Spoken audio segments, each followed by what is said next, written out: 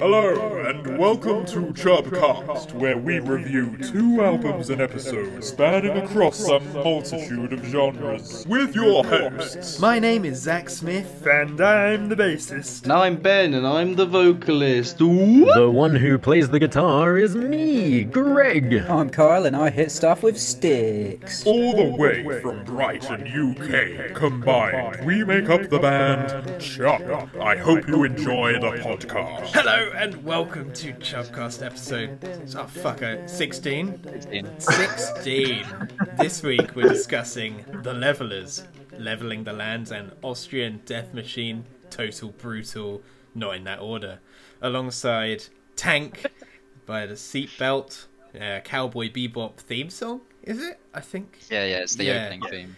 And Gift of Gab, R.A. the Rugged Man, and Afro, Freedom, Form, Flowing. Did I say all that right? Is that still correct?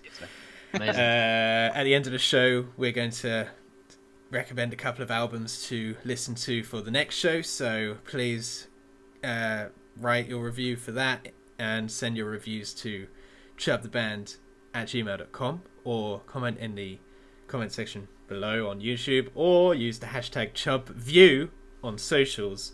And speaking of socials, they're all in the description. How is everyone doing? I'm fine, thank you. Alright, mate, but my dick hurts. Awesome, excellent. Alright, well, we're going to jump straight into Austrian Death Machine, Total Brutal. Ben, take it away.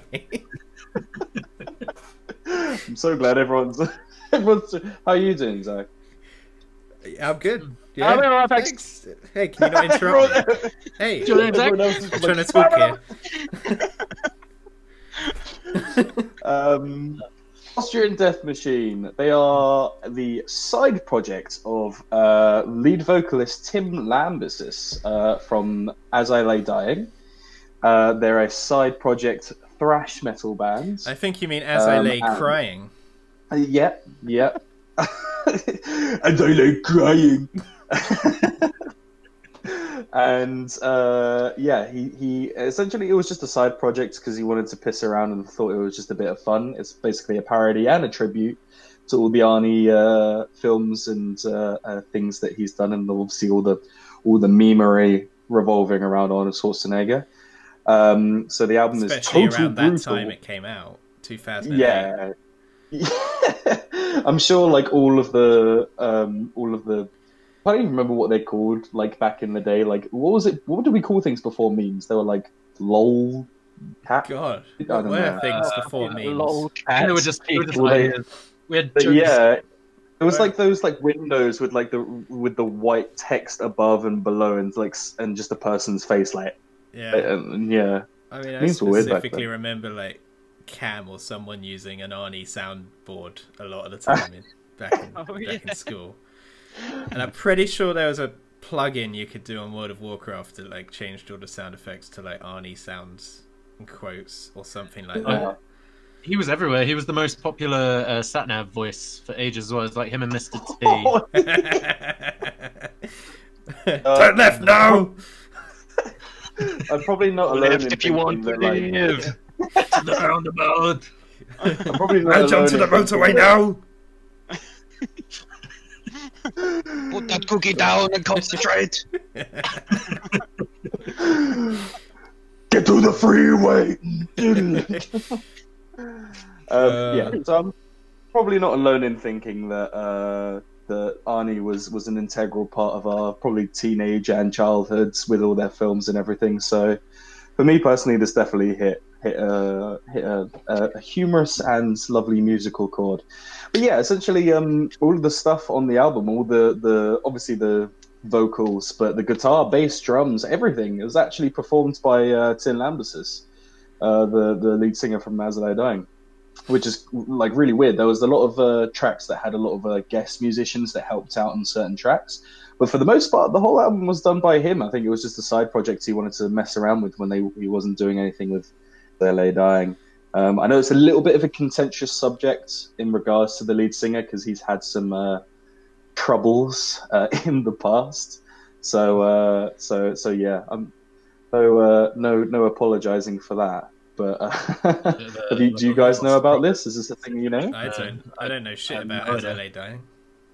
So the lead singer essentially, good old Tim, he essentially paid like a hitman to kill his wife. Yeah, his ex-wife. His ex-wife. That's totally not what I was expecting. And obviously the guy that he.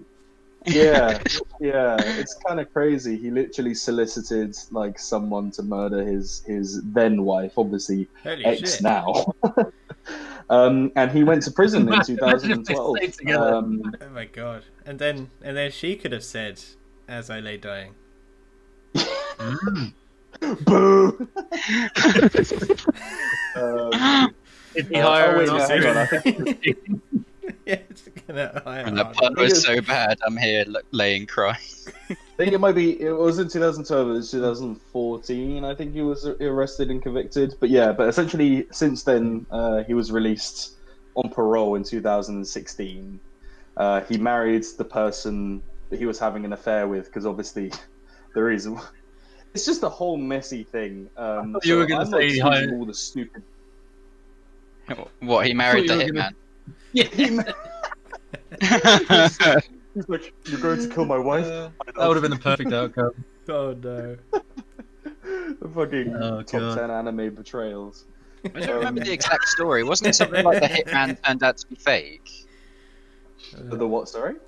The hitman wasn't a real hitman, it was like a police sting or something. Yeah, it turns out he just ordered Hitman on PS2. It was an undercover agent posing. It's an undercover police officer pretending to be a hitman. Yeah, Deputy District Attorney It was Arnie.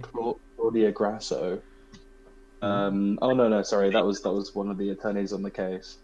But yeah, so that was a thing.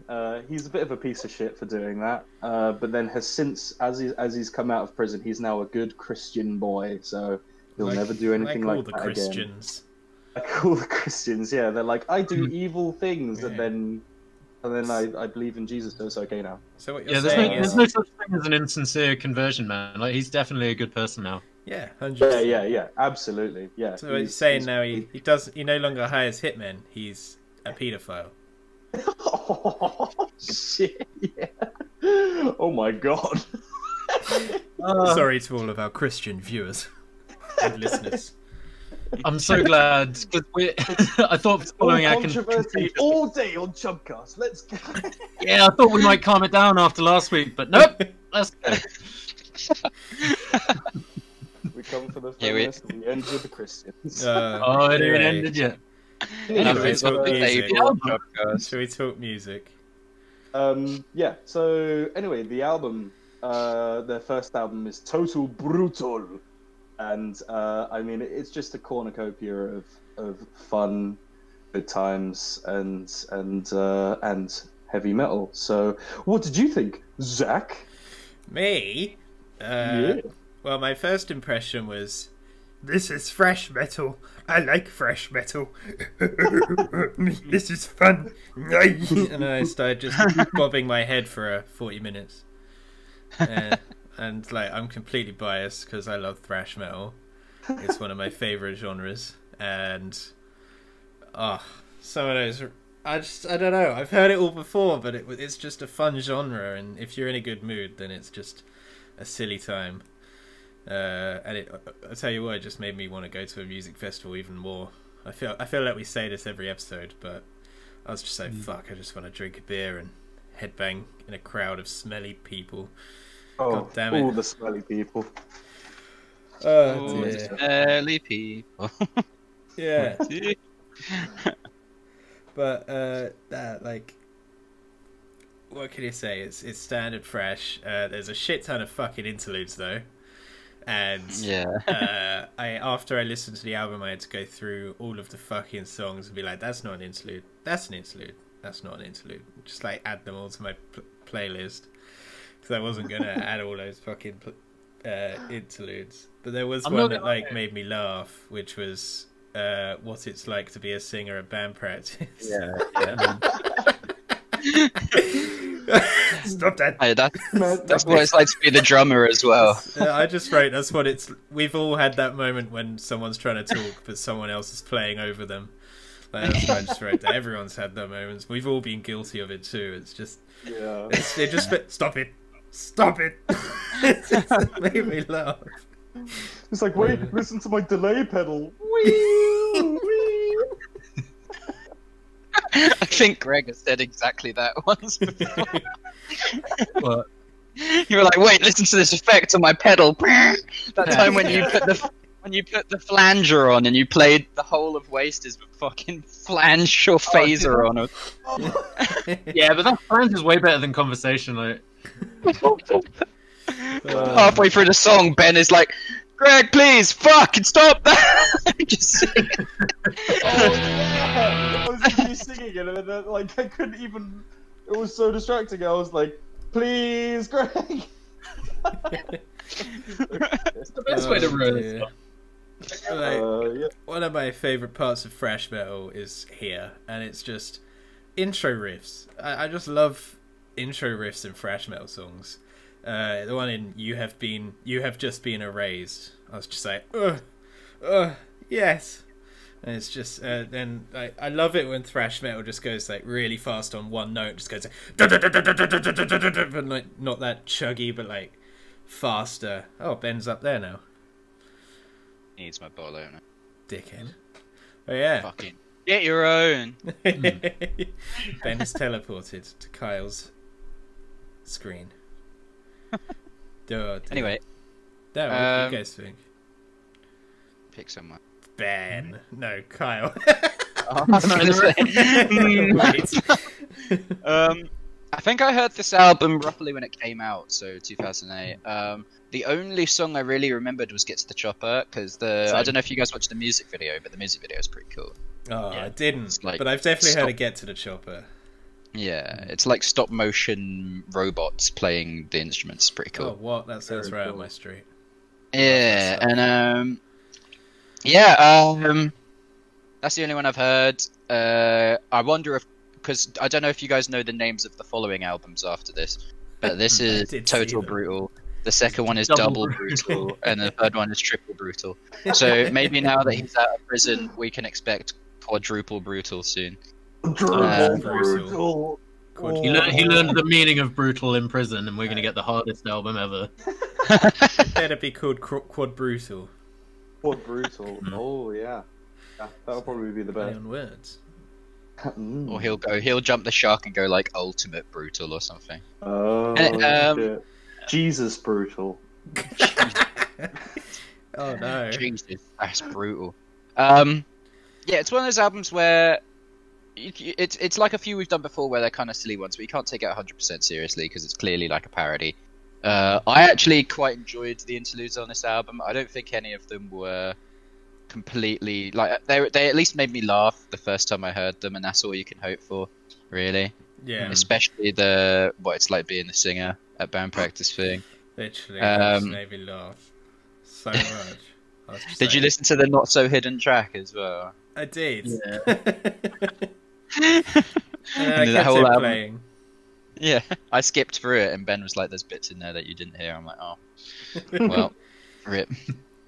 But yeah, I mean, this is. I had the same problem with this album that I've had with a bunch of the other thrash stuff we've done before, like when we did Lost Society. In that, it just sounds a bit homogenous after listening through the whole album as one.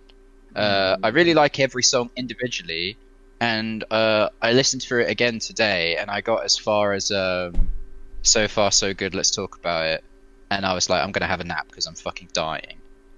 So I had a nap, woke up and listened to Screw You Benny, and I thought Screw You Benny was like one of the best songs on the album, so I don't know if that's because I took a break from it. Screw You Benny was good. Yeah. Is Benny like an As I Lay Dying member, or am I just... All of these are quotes from movies, so this is a quote from Total Recall. Screw You Benny was, Total Recall. I was going to see if we knew all in the guy's face. He's like, screw you, Benny. So is Total Recall the one that's on Mars or something? Yeah. I think so. I still need to see that. So do I. The three-breasted woman is the only thing I remember from that movie. The reason why I've always wanted to watch it is apparently the special effects are like incredible, like no CGI, just fucking good old-fashioned special effects. They're like super old-fashioned special. Like they're dumb because like there's the bit where like it's not really spoilers, but there's a bit where like Arnie goes into like the outer rim of space on Mars. And like he doesn't have like a suit or anything, so his eyes start like popping out and stuff, and he's like, and like at the time, I've seen that scene. like if you watch it, like it's kind of horrifying. Now you look at it, and obviously you know it's it's super cheese, but it's like it's still so good and kind of funny now looking at it. So like every time, like me and my dad, like every time I've been around my dad's, we've been on an Arnie binge, and we've been watching like the shittest films, like Twins. And stuff like that, and it's fucking. Well, that's the biggest reason why I recommended this, because I've just been on like a huge Arnie film binge at the moment, and like it's just so. Some of it is just so bad that it's amazing, and yeah, I think this album carries a lot of that because it's just a big old block of cheese. Love it. Yeah, the reason why I thought Betty was like in As I Lay Dying or something is because of the interlude that came before it, which is the one where they were like, you know, saying something like, oh, what did he say? Something along the lines of, isn't it crazy that we make songs that, even though we're making spoof songs, we sound better than bands that take it seriously or something? Yeah. No. That's why I thought that. Oh, dear. What about you, Greg? There's a few... Go for it, son. What are your thoughts? I really liked it. I dare say, I think this might be my favourite thrash album ever. That's good. That's just about to stop you there and be like, what? What? Well, it was very, very different from Lost Society. This is every time we come across the subject of thrash, we seem to say, like, each thrash album is a totally different thing from every other one. So all I can seem to discern what thrash means is just fast guitar, I guess. But like, yeah, I guess so. I mean, Lost Society was so schizophrenic with the riffs that like it hurt my brain. Whereas this one, it's like it's fast. Yeah, but I have listened to them since and had the same response. But it's a bit like you were saying a couple minutes ago, is that with the riffs where they like chug on one note and then do a little widdly technicalities instead of like Lost Society was all whittles, just all over the place. Thrash this one is best at its best when it's simple, in my opinion.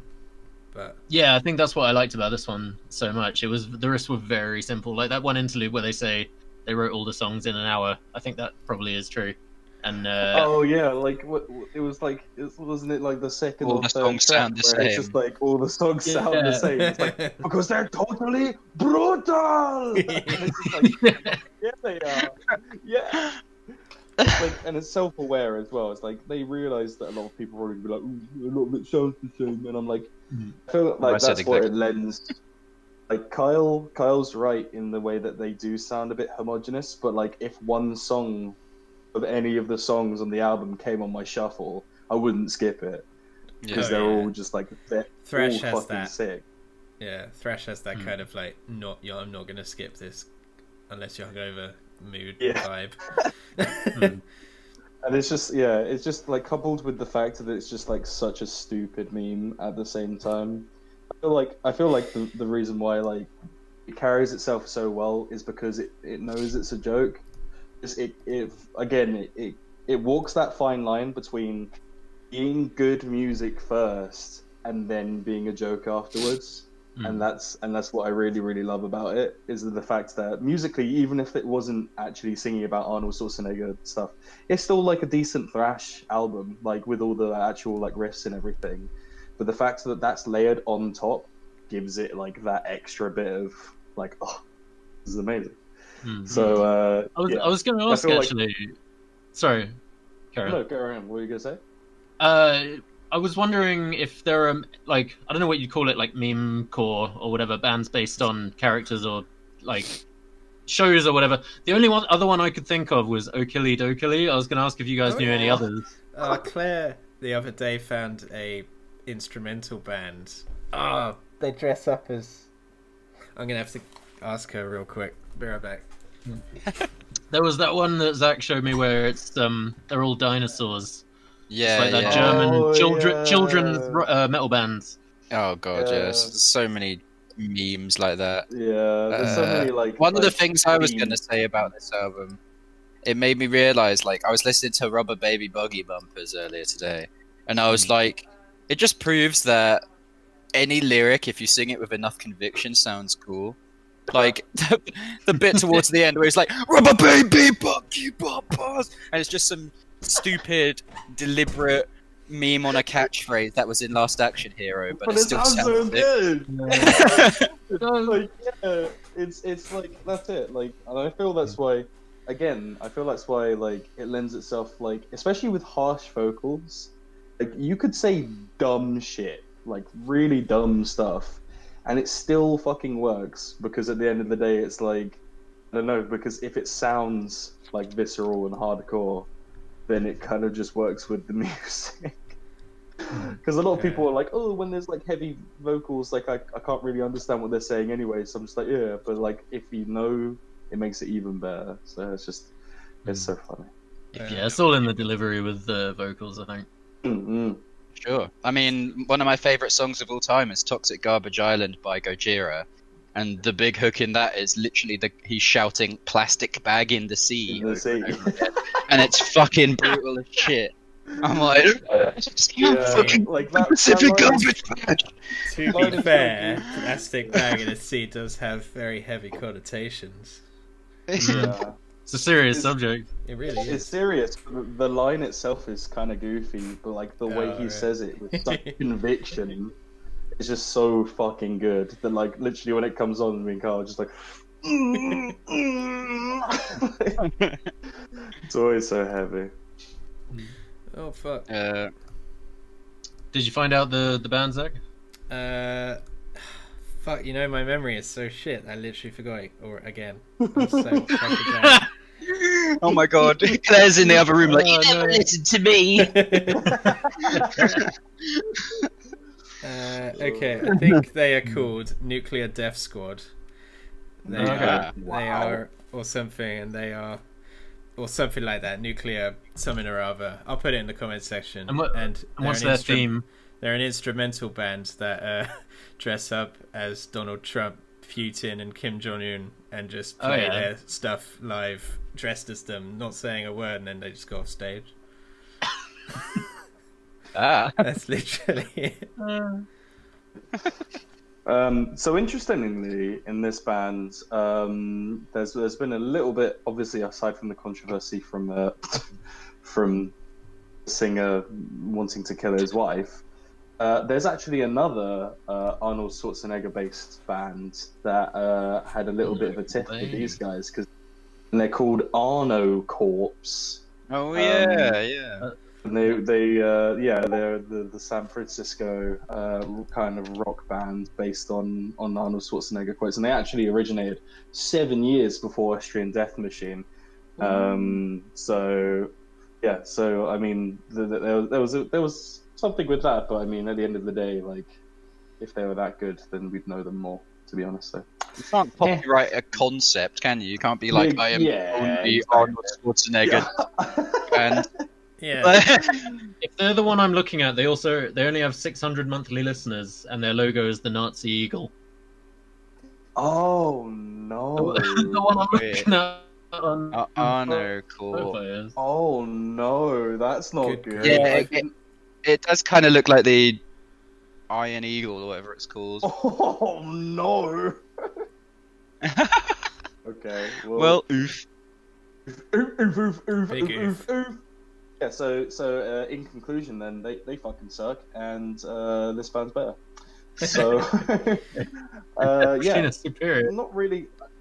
Not like a huge amount of like complexity and like, you know, deep riffage to dive into this sort of stuff. So I mean, it was fucking awesome. They kept it simple, and I'm impressed that it actually just came from one man as well. Mostly, there was a collaborative effort in general, but it mostly came from a guy being like, I'm bored and I want to make music about Arnie, but thrash music. So Final thoughts? Well, I'll jump in. No, I'll jump in, shall I? I'll do it. Yeah, man. Jump in. So this album had me bobbing my head up and down like that for that pretty much the whole time. That's what I love about thrash. I can dance better to thrash than I can to like actual music that people dance to. But well, you weren't doing the Cardi B dance last week. Well, I was doing that this week, but like twice the speed because it's fresh. So just try out things aggressively. The ultimate. Just literally laying on the ground, like fucking twerking, like I am a war machine. Baby buggy bumpers. Yeah, no, I loved this. Even like I did mention this shit ton of interludes, but they did make me laugh. But I feel like they're a one-time ordeal, but I have put like all the actual songs into my playlist, so that's fucking sick. I'm gonna give it an 8 out of 10. I'd love to see these guys live if they do gigs, which I'm sure they do. You know, one-offs and all that. I was gonna say actually, who's more popular, like them or As I Lay Dying? Have they overtaken them? I think As I Lay Dying. As I Lay Dying were like pretty, like they were pretty integral to like the emo scene. I mean, fucking Skrillex was in As I Lay Dying. Really? I'm pretty sure it was that. I think. Oh, maybe. Oh no, I'm wrong. Skrillex was in From First to Last. Yeah, From First to Last. Yeah, they're similar sort of thing. Yeah, As I Lay Dying actually have 838k monthly listeners on Spotify. Yeah, I mean they're not really emo. They're just metalcore, really. They're like they were kind of with the metalcore uprising with all the bands like Killswitch Engage when they were going through like the mid to late 2000s and that ocean, that album, An Ocean Between Us was absolutely huge during the like metalcore phase. What was the one song that everybody knew? Through Struggle, maybe. Maybe. Anyway, yeah, they were pretty big at the time, and they released a new album last year. And that seems to be doing quite well. So, I mean, there's songs on that album that have like 30 million listens. So it's a good album. Maybe we'll see in the future. Ooh. Anyway, what did you think, Greg? Final thoughts. Yeah, everything we've said so far really. It had the first interludes that didn't actively piss me off. So that's good. I still will obviously never listen to them again, but yeah.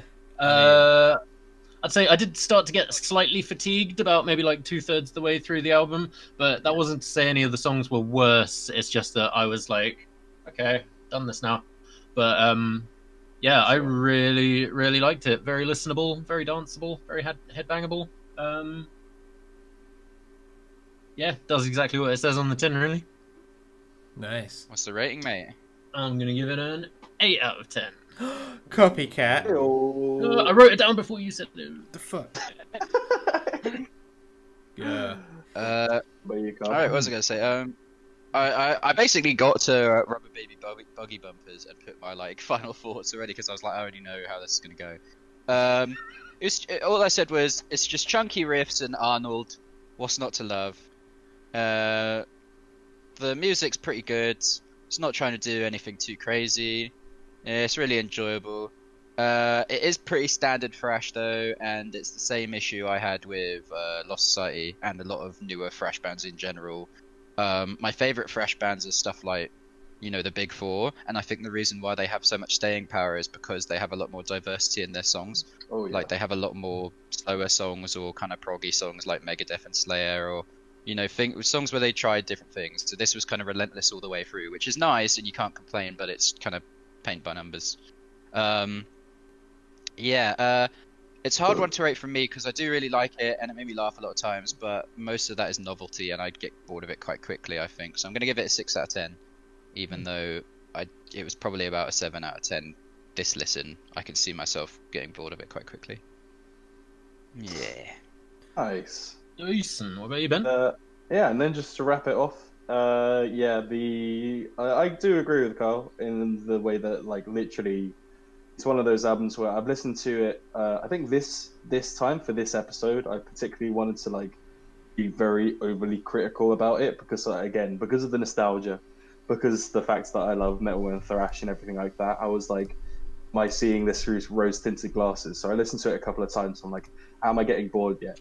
And to a point, I was a little bit, and that's because even though a lot of the riffs and stuff are very like good and very like foundational, it can get a bit samey when you're listening to it the whole way through. And this is one of those albums where like you absolutely save the entire thing to listen to on a shuffle. And when like one of those songs comes on in between all the other songs that you're listening to, or like on a playlist or something, like you listen to the whole thing all the way through because it's just stupid. It makes you smile, like it makes you like head bob, like Zach said, and also the vocal delivery from Tim Lambesis, like again, like not, you know, his character aside and everything like that and the things that he's done, his vocal delivery and his screams and stuff are fucking awesome. I'm a big fan of As I Lie Dying, so I'm quite familiar with how his vocal delivery is, and it's good. It's something to aspire to. I mean, Michael Jackson is still an amazing singer. Yeah. So yeah, you gotta separate the artist, don't you? Especially in metal, there's a lot of weird characters in metal. If you like black metal at all, it's like you're probably condoning people burning churches and murdering each other and shit. But it's good. You know. Art exists in a separate dimension. Yeah. Yeah. I mean, we said it for WAP. We said it for WAP last week, but I mean, you know, death of the author. It kind of applies with a lot of art and stuff, you know, here. And yeah, and it's all around good. I'll agree with all you guys. It's not the best in the way that it gets a bit samey, but it has a really special place in my heart from nostalgia, aesthetic, and the actual like listenability. So I'll give it a 8.5 out of 10 just to You just have to be that guy. Couldn't have given Rating your own album, really. I'm Ben. Yeah, I'm Ben. I rate my albums high. Look at me. I like the music I pick. Let's go! I'm gonna pick a really terrible album next time. I'm joking. So, singles. Wait, who chose singles last week? It was Greg and Kyle, right? And I think we're doing Kyle's first, which is... Take it away, Kyle. It is. Tank! Pick up my notes. Exclamation mark. By the Seatbelts. Obviously know this song from Cowboy Bebop. If you haven't watched it, you should definitely watch it, including you, Zach, because the dub is famously one of the best dubs ever. I've watched like 4 or 5 episodes. I really liked the fact that they had the long man in one of them. That was fun. That's weird, isn't it? Isn't it set in space? Yeah, I mean, it was one episode where there was like about like relics of the past, and one of the relics. It's only like, it wasn't like a serious part of the episode, but it was like one of the relics was the long man, which is quite cool. Pretty sick. Oh, that's pretty cool. I'm surprised like Japanese people know about that. That's pretty cool. Yeah, man. Have you ever been up Beachy Head? It's always fucking full of Asian tourists. They know all about that Eastbourne.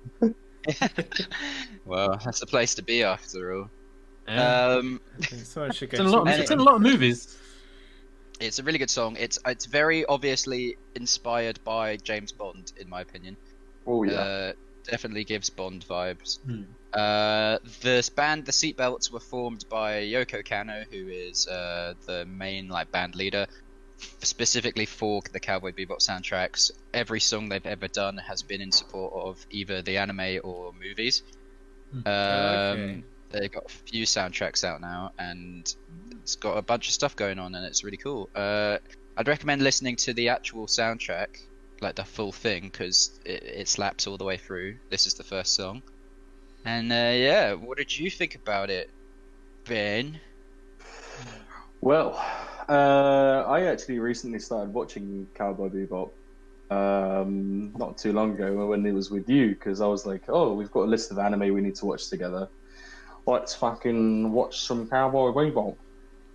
Aside from the actual show, which is great, we still need to continue watching it because we finished Demon Slayer now. Yeah. Which is also really good. Yeah, I mean, it's one of those themes where it's like every single time it comes on, like I don't even want to skip it just because it slaps so hard. It's one of the best, like not necessarily I don't know why, like there's something in my brain that just loves a good beginning and a good ending of a song. Like even if the song in the middle is like okay, I'm not saying this song specifically is like okay in the middle, but like even if, for example, there was one, you know, out there that was kind of like like if it has a fucking awesome beginning and a great ending, like that is almost enough for me to like love a song.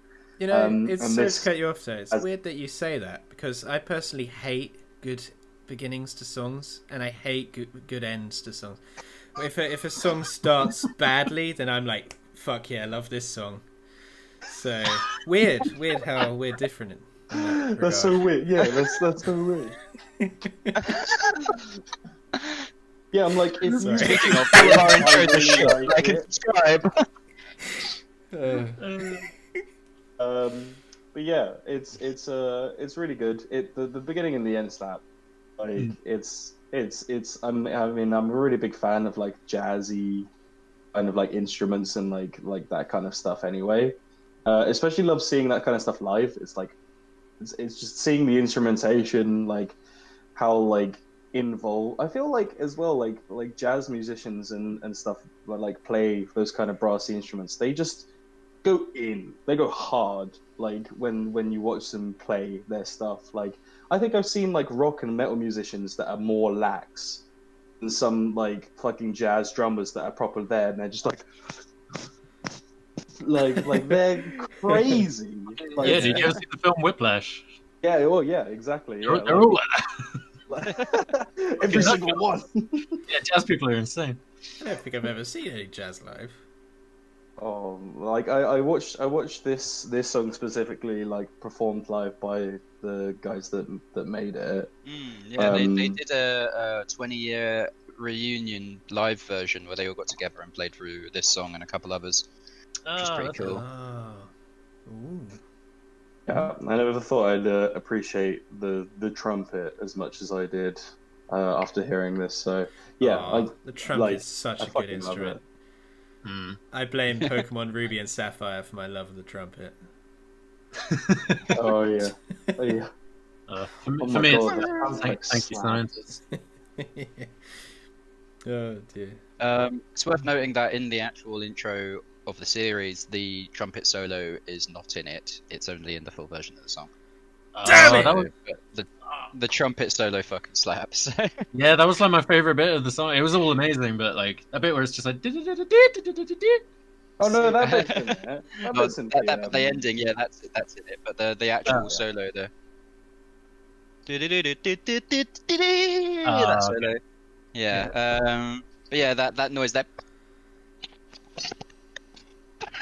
it's like they just put like a bowl over the end of the trumpet and snuffle it. That's very cool. That didn't come through. I didn't hear you, but I know what you mean with the bowl. I've got noise suppression on through the Discord, but I knew what you meant. Like, just hear me upstairs. Yeah, I could just hear you, but I couldn't hear you through this. I'm like, yeah, that ending bit with the trumpet, and they do it with the bowl, is awesome. Anyway, lovely. Any other comments, Squad? Yeah, I do. No, I pretty much agree with everything. I agree with everything. I have a couple of comments, and by couple I mean one. For some reason, it reminded me of the Aristocats. Specific, like Everybody Wants to Be a Cat song. Has anyone seen that film? Yeah, I watched that recently. Actually, Aristocats. There's just like a fucking jazzy bit where like the extremely racist cats start playing like jazz instruments and they start going mad. And I know whenever I listen to instrumental pieces, you know, that shit always pops up in my head suddenly, and I'm like, ah. And this time it was Aristocats by Disney. It's got that suave, like big sunglasses, jazzy confidence to it. Yeah. Yeah, sure. If some dudes, if I went to like a jazz club and people busted this out, I'd be like, okay, these are the coolest fucking people ever. Like, Yeah. as soon as that double bass comes in, that bong bong bong bong bong bong bong, I'm like, oh shit. Yeah, can we talk Take about my money. just talk about that introduction with that guy? Like there's no other lyrics in this. This is all instrumental, but it's just one guy that's just like 3, 2, 1, let's jam, and I'm just like, oh! It just sounds so fucking cool. Everything's so cool. Like the TV, obviously the actual anime itself is like stylistically is cool. Like the main characters are cool. Like everything is just literally cool, and it's just it's the perfect song for it. It absolutely is. It really summarizes the series very well, I think. Yeah. The following series that the guy who made Cowboy Bebop, he made a series afterwards called Samurai Champloo, and that has a really cool soundtrack by your boy Nuja Bass. It's all hip hop, which is also really cool and also suits the. I didn't know that was made by the guy that made. I don't know if you can see it. No. No, it's your quality's too potato. I saw a Quality pixel. baby potato, but at least you're not dropping out. True. Yeah. We've been blessed this now the Chubcast actually. Yeah, Ben's not dropped out. Yeah, this is now the second anime intro / outro thing we've done. Oh. What was the other one? Yes. Roundabout. Oh yeah. In the spider next week, web. Pokemon theme song. Let's go. Well, I'm going to do New Jobbers at some point, but I wasn't going to do the anime soundtrack albums because he has other ones that I think are better. But it would kind of link in. Modal Soul is an amazing album. Yeah. Season 4 of Naruto intro. Let's go. We are fighting, dreamers. Oh, I'll tell you what. Do you guys remember the fight theme from Bleach? That song was amazing. Oh, fuck. I remember it being good. I don't remember how it went. What was it called? Fucking. I mean, Sure, lots of fight Number themes. 1, I think. So many fight themes in like Naruto, Bleach, One Piece, all from that era are amazing. I mean, it's that's all true. about being One Piece's original theme. Nah, if we're talking One Piece, it's Overtaken. Bum, that? bum, bum. Ba, ba, ba, ba. Oh yeah. I'm just like, every time I hear that, I'm like, I thought you were gonna crank out into the Animal Crossing theme then. Bum bum bum bum bum bum bum bum bum bum bum bum bum. Anyway. Theme songs. Good shit. I like the Dexter Snap intro. we were watching Dexter's Lab the other day. We were. Really? It's so good. Oh, I haven't seen it since I was a kid, actually. But I bet it is good. It's really good. It's one of those fucking TV shows that like it has the SpongeBob effect where like it just has so many adult jokes that you didn't even realize when you were a kid until you watch it again and you're like, Oh yeah. amazing. I love it so much. Have you guys seen Gendy Tartovsky, the guy who made Dexter's Lab and like Foster's Home and stuff? He has a new series out called Primal, and it's like a fully for adults thing. It's on Adult Swim, and it's about a caveman who befriends a Tyrannosaurus Rex. It's pretty cool, and they go around just fucking shit up. It looks really cool. Nice. Oh, okay. Let's say. So, Greg, Yo. you chose a single last week too. Did I? Shit. You sure did. Yes, I did. I chose another rap song because one of my pet projects on this podcast, aside from saturating your life with reggae until you submit and like it, my other pet project is to display the diversity of hip hop and rap, because I don't know. Some people don't realize how different it can be. There's all sorts. Sounds the same to me. Well, that's what I'm trying to prove to you, because we've had Dave, we've had Dirty Dyke, we've had Nas, and now we have these three big names in the rap game. Probably RA or Rugged Man. He's normally known as Rugged Man. He's probably the biggest, and then you got Afro and Gift of Gab on this song as well. They all have bits, don't they? Yeah, they have a verse each, so it's fairly standard for like a collab rap song. It's just they have a little in-betweeny bit, and then you got it's Gift of Gab's verse first, then Afro's, then Rugged Man's. But yeah, different from the hip hop that we've listened to before. What did you think, Ben? So the thing is, Greg, about this kind of music. He's gonna do a Yui. He liked it. You're doing calling it out. He's doing a bit. The real thing. No. Look, the thing is, I genuinely hate the fact that I love this so much. This. I mean, like, you know, in general, like, I'm a pretty big fan of like kind of like I like a lot of hip hop and rap and stuff, and this slaps because of how like talented the rappers are. They're quite obscure. I've never heard of any of them.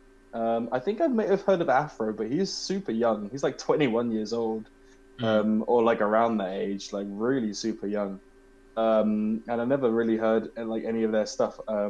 So like when they kind of popped off on this, and all of them are just like absolutely fucking chucking hot fluff into the mic. It's a beautiful. It is a beautiful thing. Best alternative to spitting hot fire I've ever heard. Gaming fluff. It's funny you say they're obscure. Rugged Man, he's been rapping with big stars since he was like 12 years old. He rapped with like Dre. I'm gonna get this all wrong, I think, but he rapped with like some seriously massive names in the rap game. Jeez. Just as a kid, because he was just around them. And then yeah, since then he's just like absolutely kicked off. He has an album out this year, which you should fucking check out if you like this, because I've been listening to it all day today, and it's amazing. To be fair, Ben, you might not have known that it was Rugged Man, because back then he went as Rugged Boy. Yeah, as he grew up, he changed his name. So he wasn't so rugged back then. Only rugged when he hit puberty. Yeah, he was smooth boy. Speaking of Dexter's Lab, you're so rugged. Action Hank. You're so rugged. Action Hank. Oh my god, I forgot about it. Action Hank. The episode ends with Dexter and Action Hank tying their beards together, and then he uses Dexter as a nunchuck. We didn't watch that. Comedy genius! No, this was lyrically, like, the actual wordplay and everything is fucking genius. We were reading the lyrics on Genius. There you go, Genius on Genius. Because it's one of the best places to sort of read lyrics whilst you're sort of listening to songs. Artistically it's really, really good. I like all their flows. Afro I preferred the most because it's almost like relaxed but quick in the way that his vocal cadence is like, I don't give a fuck, but at the same time he's doing it so quickly, it's like, what's going on? Whilst the other two, like, when they sound quick, they sound aggressive at the same time, which is kind of like fundamentally in rap, like the normal thing you do. I mean, when Eminem's spitting, like, you know, he sounds angry all the fucking time. Same thing with like Tech-9, same thing with like a lot of other musicians who rap really super fast. I like the fact that Afro kept it relaxed while still being able to keep the speed and the actual words like pronounced really, really well. So I preferred his bit, like, out of all of it. It was fucking awesome. Yeah. I was going to say the same. I feel like Gift of Gab specifically, there's some parts of like his verse where the words kind of blend together to like, and I'm like, okay, I wouldn't know what you just said unless I had the lyrics. But yeah, Afro, his voice is nice and deep and rich, but he's still fucking flying through it.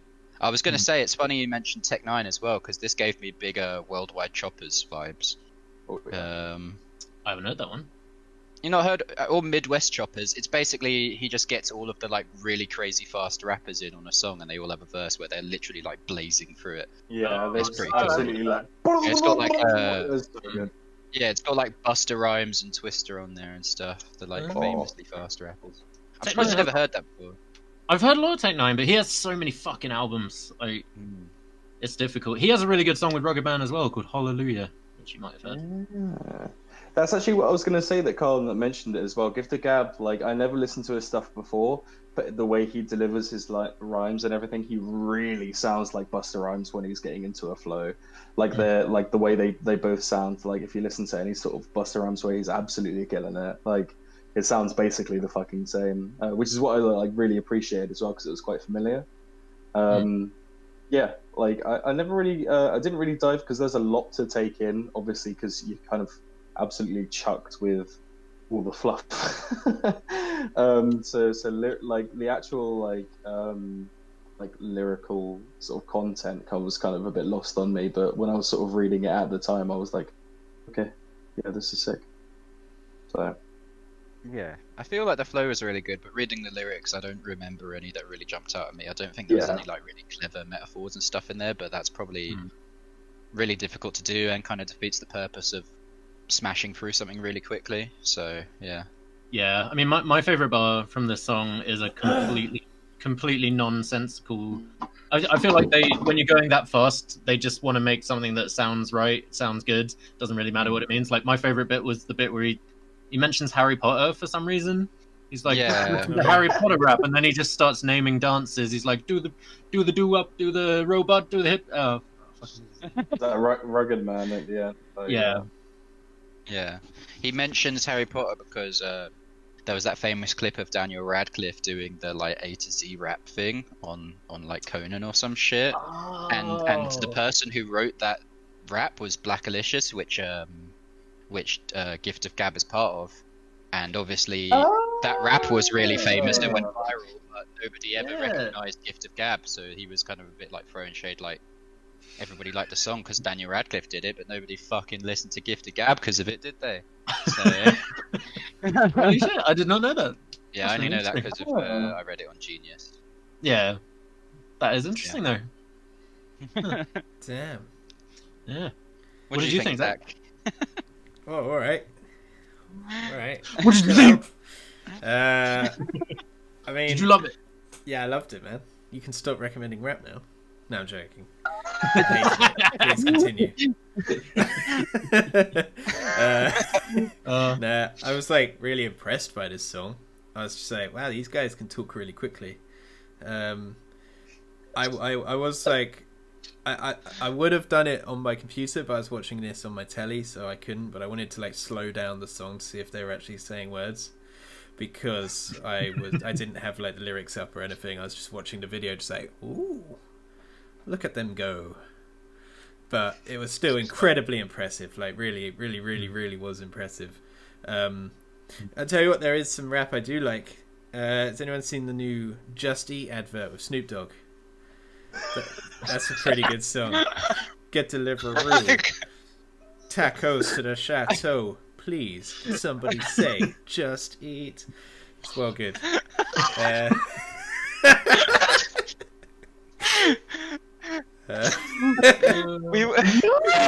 my mum, when that came on, we were saying like, how much did they pay him for this shit? That's what I keep saying to Claire. Like, you must have got paid so much to do this.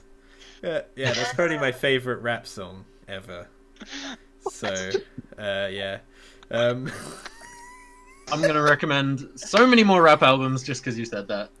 I did want to. It did get me interested. I was like, oh, I wonder what Snoop. I don't think I've ever listened to Snoop Dogg, so I was like, maybe I'll like Snoop Dogg. He's knows? Good. Maybe. Rather than that, you like da ga da ga da. Me and you have sung that song many a time, even if it is for the meme. And we've mostly done the Kirby version as well. Oh yeah, Pimps in the Crib, man, got it. Like drop it like it's hot. That one. Yeah. Yeah, there's.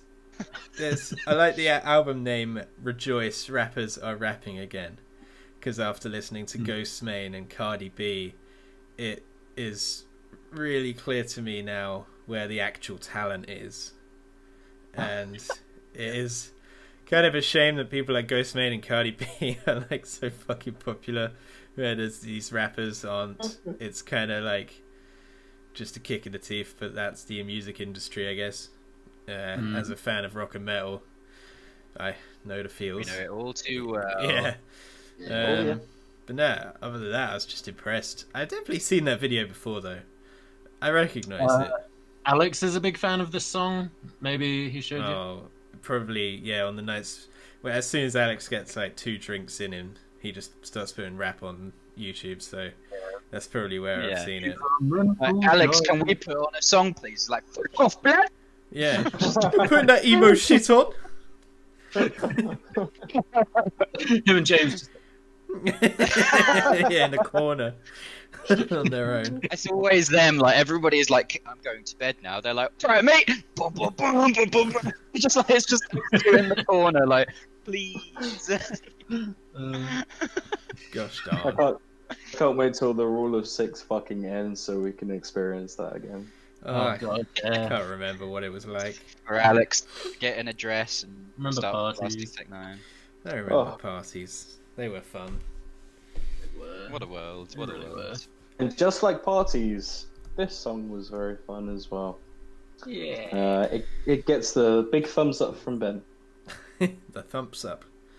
The thumbs up. Fuck yeah.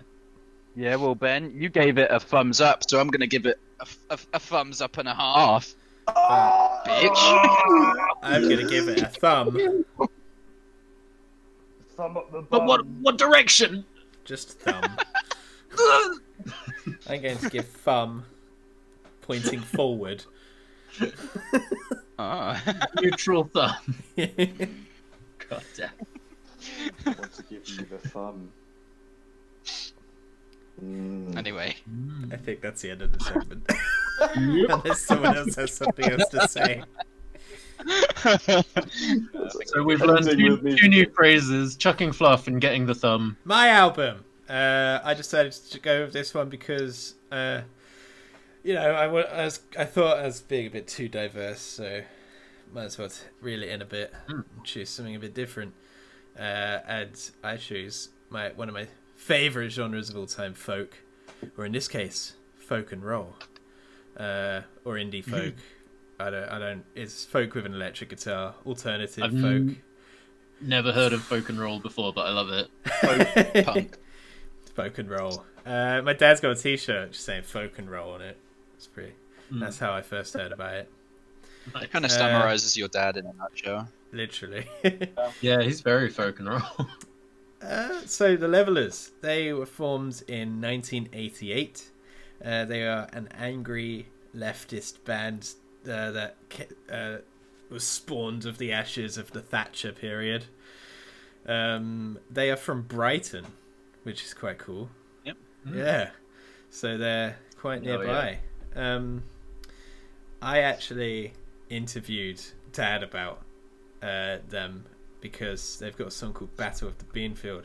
I don't suppose you guys know about that, but it's fucked up. I didn't, but I looked it up. Yeah, it sounds pretty fucked. Yeah. I still don't.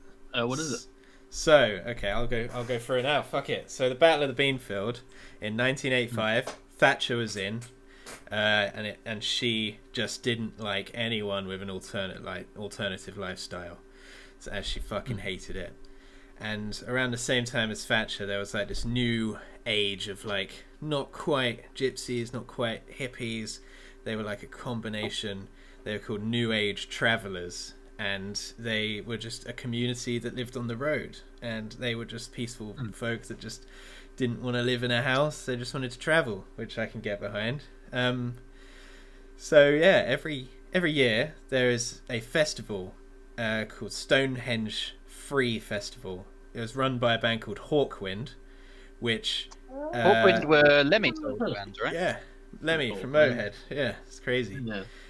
But they did this huge gathering full of like druids, travelers, pagans, sermonize. I wrote that. Don't know what it means. And there was just music there, and it was just an amazing gathering, and loads of people from all over the world came. and it's actually where a lot of the druids from the 90s that are in Obod today met and formed. So it was very much like modern day paganism's like early roots, which is really cool. Was your dad there? No, he did not go, but he knows a lot of people that did go. So yeah, travelers. So 1 year of this festival, I didn't actually write that down the fucking date. I think it was 85. That's the only day I got. The travelers were stopped by the police, and they were all ushered into like exclusion zones, which to my gathering is like just a place where they plonked these new age travelers because they didn't want them to meet up and have fun, because Thatcher is literally just fucking Hitler. And so yeah, they plant these people in exclusion zones. Apparently about 500 of them were in like this, were just pushed into this field, and it was a bean field, and the police were like not letting them leave. They were stuck there. And you know, some people say they're aggressive, some people say the police were aggressive, but either way, the police, like, people don't know if like Thatcher gave the order or the police just decided to do it, but the police just charged at them, fucking started beating the shit out of these people. I'm shocked. The police. Yeah. The police. Yeah. What? It's crazy. The police did it. There's videos on YouTube. I didn't actually look it up, but my dad says there's videos on YouTube of like police beating the shit out of like children and pregnant women, destroying homes and stuff from this like atrocity. And I'm fucked so up. surprised. Yeah, it's completely fucked up. I'm so surprised I that cannot police contain- are beating people. Oh, Cannot contain my shock. I mean, it sucks, but I read about it on Wikipedia, and it's to this day still one of the biggest mass arrests in UK history. They arrested over 500 people. yeah, 537 people were arrested, which was the largest mass arrest since World War II, apparently. Wow. Yeah. Yeah. Which is madness. Just because some people wanted to be hippies in a field. Yeah. I was going to say, is that why Stonehenge now is a lot harder to get close to? I think the reason why Stonehenge is hard to get close to these days is because tourists keep chipping away at it, bringing a bit home, saying like, "Oh, I got a bit of Stonehenge," and it started like shrinking or something. Oh, what kind of prick do you have to be to take a piece of Stonehenge? Yeah. People do it, man. People do it all around the world. They're just like, oh, look at this beautiful thing. I'm going to keep a bit for myself, rather than just take a picture and have it as a memento. They do it with Stonehenge. Yeah. I'm pretty sure they do it in other fucking countries. Like, CHUB endorses, don't be a dick and don't steal shit that isn't yours. There you Yeah. go. Yeah. Especially when it's literally like A tens of fucking thousands of years old. monument. Yeah. You're like, But I'm going to go to just don't Thailand do and it. see the giant golden Buddha and just take one of his teeth. Absolute dick. Gonna go to the Great Wall of China and just fucking smash a couple bricks away from it. Or something. They won't miss it. I'm gonna fucking go to Egypt and go to the Sphinx and steal a fucking nose. Oh wait, hang on. Never mind. Oh dear. But yeah, that's just like an example of just Thatcher's government around that time. Horrendous time. The New Age travellers took the police to court apparently, and they won. But the judge, they say, was like bribed by Thatcher or something not to give the travellers legal aid. So all of the compensation they got back, they literally had to pay for in fucking their lawyers and everything. So it was a complete fucking piss take. And it also system everywhere. Dad also said this is like the thing that like inspired his song "Sons and Daughters of Robin Hood" as well. So, for those of you who don't know, Zach's dad is a musician. He's called Darm the Bard. Darth the Bard, DMH, DAMH. Yeah, folk musician. Kind of a big deal. Why aren't you wearing his t-shirt, Zach? Oh, because he doesn't have merch. I've been Well, he does now, actually. Well, he finally got merch. Yeah, what the hell? Bad son. Oh, dear. I don't wear my dad's merch either, to be honest. What the fuck, man? Dude, I would fucking buy your merch. dad's album. Can you imagine? Yeah. First album, my love of you will never end. No. Knowing all of that, Then he in my accused us opinion, for ripping us off to Maggie. knowing all that, in my opinion, just makes that final song just so hard hitting. Like, yeah, for sure. There's a few songs on here which had me feeling a kind of way, like Another Man's Cause as well, which is just an anti-war song where they specifically mentioned the Falklands and stuff, and it's basically about like how, you know, it's just a song about like a mother who's had a son and a husband die in a war, and then her other younger son is like, I'm gonna go see what it's all about, and she's just like, well, fuck me, I guess. It's like, fuck me, I guess. One way to put it. Yeah, so that was probably my favourite song of the album, because yeah, it just makes me think about that stuff. I mean, I've always been pretty staunchly anti-war. I mean, I think you guys are pretty similar. Yeah. But that's only No, because... I'm pro-death. Yeah, I love a bit. Yeah, a little bit of war, a good proxy war. Yeah, I'm pro defending liberties, but most wars in our lifetimes have been most wars in our lifetime have just been land grabs. No, man, you know about that oil money though? It's fucking there's so much money in the oil, man. Come on, a couple of wars. Oil money, bro. Oil money. For the right oil. Also, I liked Sell Out as well, which was just a very anti-establishment, anti-censorship song about how you should, like, a lot of people are being told what to say and what to believe, and it's pretty prophetic considering this album came out in what, 91 or something. Yeah. So yeah, I mean that's definitely still happening now, if to an even greater extent. So yeah, man. And also, what was the other song? Far From Home? No, not that one. There was one song which is basically about homelessness. Last Days of Winter. Last Days of Winter. Oh. No, sorry. Dance Before the Storm. And they even in that song specifically mentioned Brighton and how many homeless people there are and how they're all having to move into like shitty accommodation and stuff. Wow. Oh yeah, that was like way worse back in the 90s as well. Was it? I think Brighton is still famous for having one of the highest homeless populations. Yeah, Brighton used to be run by like slum landlords, and there was a real problem with housing, and yeah, it was a bit of a shithole back then. I literally, like in my office building that I go to every day is opposite one of those like sort of like council-led kind of like homeless rehabilitation, not centers, but like housing estates, and you see how like fucking awfully it's run and how like shitty it is, and like even now, like obviously, you know, like all respect to like the Green Party and stuff like that, but like the homelessness in Brighton is still fucking bad. It's still real bad. Yeah, there's homeless people everywhere, tents up in the street and stuff all the time. I mean, it's been 29 years since then, and it's still real bad. So even more stuff that's still very true now. I thought that was quite coal. Yeah, it was cool to hear. It wasn't cool that it's happening. Yeah, homelessness is fucking pretty awesome, cool. bro. I love that. This album has aged so well.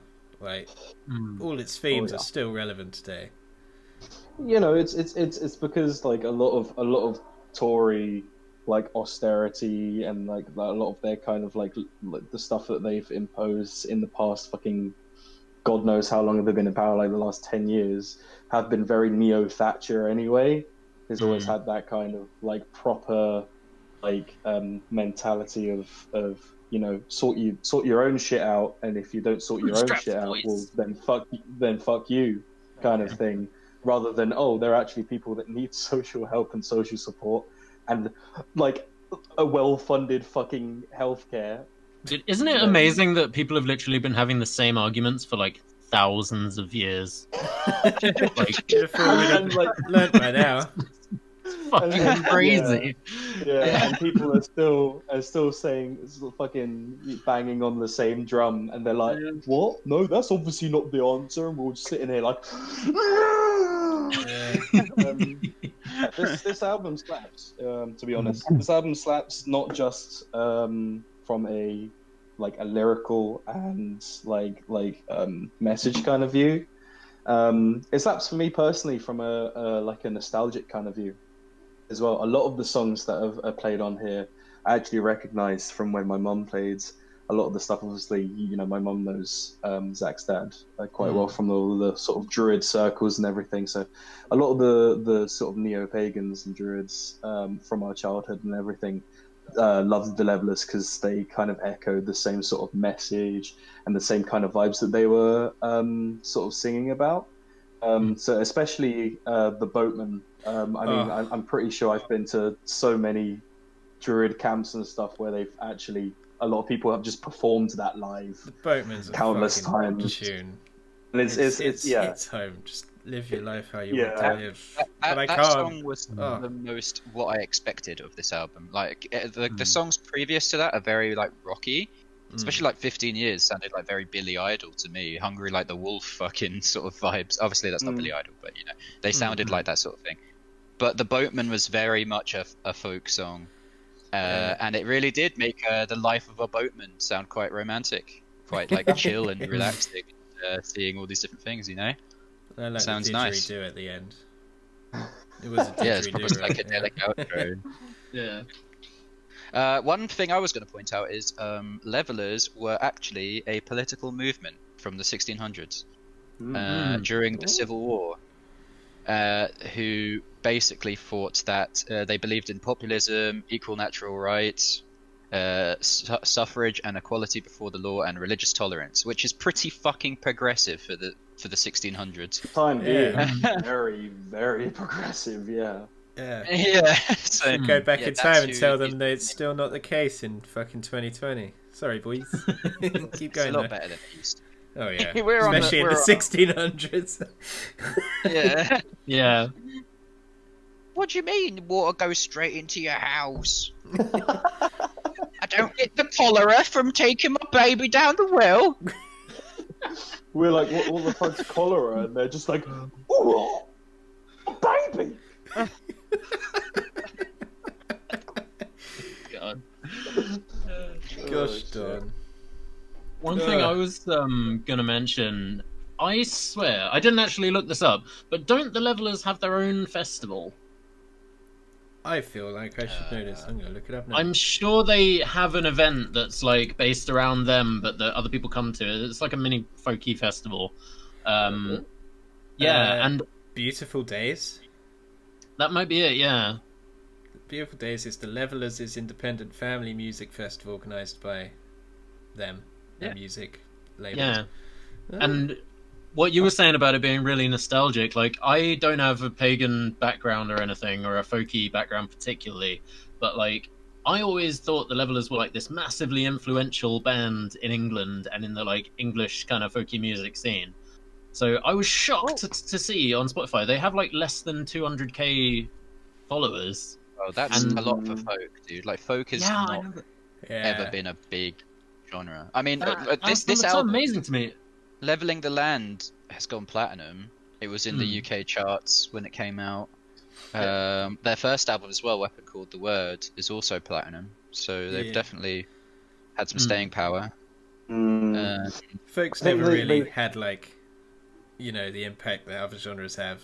I mean, it has got the legacy though. I think that's the whole point. Yeah, I don't know. I feel like English folk.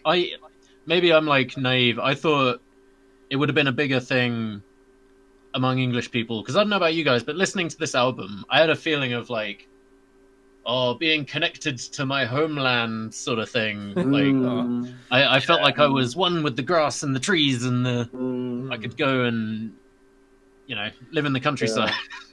Yeah, I felt that definitely like exactly the same, and obviously like again, it's a bit of nostalgia because of that, because of obviously my sort of druid pagan roots, but it's also just the actual like how evocative the actual music is, and like the stuff they sing and speak about, and like the folky kind of tones, really makes you like. If anything, makes me feel like, and I'm not like a patriotic person. Like I think patriotism, to be honest, like in some ways is kind of dumb. But this is kind of the one thing that makes me feel patriotic, is about the land itself and about nature, and kind of folk music is always the thing that makes me feel like England, because it kind of has that like kind of almost Tolkien-y kind of like folky feeling about it, and that's what I really love. Yeah. Plus, it's boiled in our veins. Folk. It's the people's music. Oh yeah.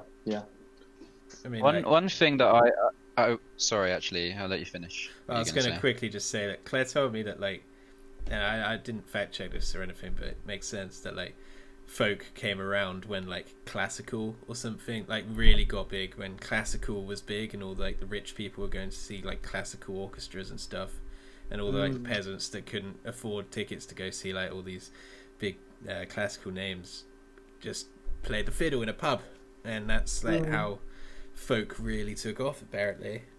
It's the same, it's exactly the same with blues. Like kind of blues, you know, it's kind of like folk blues, like anything that kind of started with a guy like fiddling around on a guitar and everything. It's the working man's music, you know, like the reason why it's so great and so evocative of like, you know, things that are working class is because it's steeped in, you know, aesthetically and also like what they're actually singing and talking about in the working class, and like, you know, just plowing the fields all day and everything like that. So yeah, it's got layers and layers and layers. When I think of folk, I think of like bards, and like at the end of the day, a bard is just some bloke with like a lute or whatever singing about stuff that happened. Like it's people's music for sure. Yeah, it's just anybody can do it. Just pick up a fucking instrument, sort of thing. Yeah, it's for sure cool. One thing I will say though that I think is a bit controversial is, I don't know, the fiddle's just never done it for me, man. Like, really? And I think that's a big part of why a cheeky fiddle, man? Come on. I do like a cheeky fiddle, but the instrument. It's just I don't dislike it, but I was thinking to myself whilst I was listening through this album, I was like, it's never really done anything for me, and I think that's why I've never really meshed super well with folk. Is like the traditional folk instruments never really sort of give my brain the happy feelings, you know. And it's like it's nice and it's pleasant, but I've never been like that fiddle riff was super cool or anything like that. Maybe it's supposed to be more of like a kind of supportive instrument. I don't know. I think that might just be your own, like, that might just be a mental block for you, man. Because like, I don't know. Well, no, I've always. I'm not set at all saying that it's like a general thing. It really is just a personal thing to me. It's just I think I've never really been able to get on with it, to be honest. Maybe that comes with time of listening to it more. But I've never actively been like, I wish the fiddle wasn't there. But I've never been like, this is really cool, sort of thing. I do find sometimes it'll sound a bit samey, like I don't know. Every folk song that goes is kind of pretty the same. I mean, you're gonna find a folk song out among thousands that ends with like ding ding ding ding ding, like, or something like that, like that little like high low high low high low high low kind of sound the fiddle obviously does. It's just the style of playing the violin, though, isn't it? Like, I suppose it's one of those things where you got to just think they're not trying to like do something completely new. Yeah, it's just it's just there. It's all steeped in tradition, innit? So of course, Actually, I fucking love folk music instruments though. The hurdy-gurdy. I love the sound of the hurdy-gurdy. I think the oud is probably my favourite. I love a good oud. Lovely oud. Is that the thing out of Doctor Who? Yes. It's also a folk instrument. It's like a lyre or something. You're a liar. Fuck. Would you call me? You're a one thing mandolin. I really quickly want to touch upon with what Greg said earlier. It's quite interesting how like there's a really weird feeling I think among young people where not a lot of young people that you'll speak to will be, or I've spoken to any personally, have been like super into folk or anything. But then things that are folk influenced, they really get on board with. So if you like speak to people when it comes to like movies, for example, a lot of people fucking love, you know, a lot of the things in Lord of the Rings, where like, you know, Pippin does his song in the middle when he's singing to King Theoden, I think, and like during like the army bit, or if you watch Game of Thrones, where there's you know, the Rains of Castlemere, and things like the song right at the end in the last season as well, the little night boy, I can't remember his fucking name, he sings it as well. Things that are like toss the coin to your Witcher, banger. Oh yeah. Throw a coin to us. So things that are in popular media that are folk influenced are super popular, and a lot of people love it, and a lot of people get on board with it. But actual like mainstream folk or anything, like actual bands and stuff, it's not very popular amongst a lot of young people, obviously indicative of even though it's like platinum on a lot of the albums with the Levelers, the actual listens on Spotify for the new generation and stuff isn't as high as it was for the people that listened to them in the 90s. So it's kind of interesting. Sorry to just joke, but the greatest of all time will always be a brave Sir Robin from Monty Python's Holy Grail. Brave Sir Robin ran away. There have been some breakthrough folk bands though, like Mumford and Sons. They headlined Glastonbury, didn't they? Or yeah, they're huge. Yeah, I feel Ed like, Sheeran. Ed Sheeran did a folk album. I think he's kind of got some folky influences. I think Newton Faulkner's big. He's one of I like him. I mean, you can't deny fucking Cotton Eye Joe. Come on, guys. You're bordering on country now. That's true. True. Yeah. Modern folk really fits into that kind of like indie section. Yeah, I mean, like Mumford and Sons is pretty solidly indie, even though they have like folk sort of vibes. And I feel like, especially in the indie scene, there's a lot of like hippies and stuff as well. So I can understand why it's popular with them. You would think that folk would kind of be making a comeback recently with the whole like vegan scene and spirituality and the growth of all that sort of stuff. Nah, they're all listening to psytrance and fucking crazy hallucinogenic D&B. That's true. They're getting in touch with the nature side by literally like transforming their brainwaves back to their primitive state or something. Techno hippies, dude. The future has arrived. Techno hippies. New age retro hippies. Yeah. And essentially, like, you know, this band, the Levelers, were the punk, the folk punk equivalent in the 90s, you know, and punk always like goes through different genres when it comes to like expressing their like feelings and like everything about how shit the government is. Mostly always conservative, sometimes Labour. I don't think there's been a punk band that are anti-Labour. There probably has been, but probably about like Tony Blair did stuff. I mean, things. Yeah, he's him and Obama didn't do great things for a lot of people, to be fair. I mean, I'd take Obama over Trump any day, but oh yeah. That's like unfortunately that's like saying I'd take a piece of shit over an even bigger piece of shit nowadays, which kind of sucks. But was it South Park, a giant douche and a shit sandwich? That's it, yeah. Fucking politics at its best. Yeah, it's folk punk. I love it's it. folky. Do we have any final thoughts? Mine's probably going to be the most negative, so I'll start. Go on. I said it's not overly negative. It's just the most negative because I think you guys have really enjoyed it. So, I said it was a pleasant listen. Definitely strikes a nice balance between folk and rock. They're definitely big old hippies, which we can all relate to varying extents. As we already touched on, a lot of things they said are still very true now and very relevant.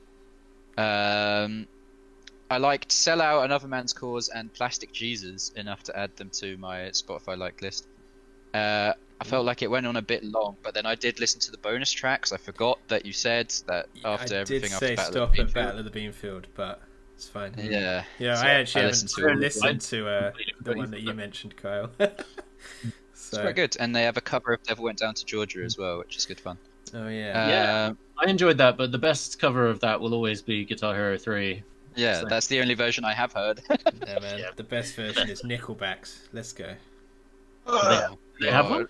Yeah, they have one. It sucks. I want to hear it. It sucks so bad. Is Plastic Jesus a cover? Because I'm sure I've heard that somewhere else. Yeah, it must be. I mean, they probably are all covers, to be fair.